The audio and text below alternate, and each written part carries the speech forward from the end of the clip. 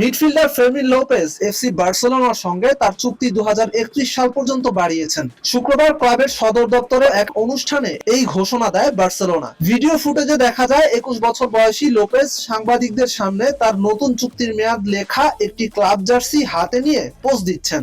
Lopez সাংবাদিকদের বলেন, এই বছরগুলোতে আমি আশা করি বার্সার সঙ্গে ইতিহাস গড়তে পারবো।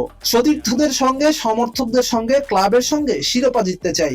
এটা সবসময় আমার স্বপ্ন ছিল, আর এখন এই বছর আমি সেই স্বপ্নকে বাস্তবে রূপ দিতে চাই এবং বার্সেলোনার সঙ্গে অনেক কিছু জিততে চাই।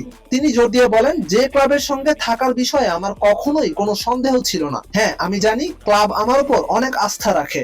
গত গ্রীষ্মে এখান থেকে চলে যাওয়ার ব্যাপারে আমার কোনো সন্দেহ ছিল না। শেষ পর্যন্ত এখানেই থাকা আমার স্বপ্ন। আমার স্বপ্ন ছিল বার্সায় থাকা, প্রথম দলে খেলা, আর আমি মনে করি সেটা অর্জন করতে পারছি। লোপেজ দলের পরিবেশ এবং সংস্কারকৃত ক্যাম্প নু স্টেডিয়ামে ফেরার বিষয়টিও তুলে ধরেন। আমাদের একটি দুর্দান্ত দল আছে।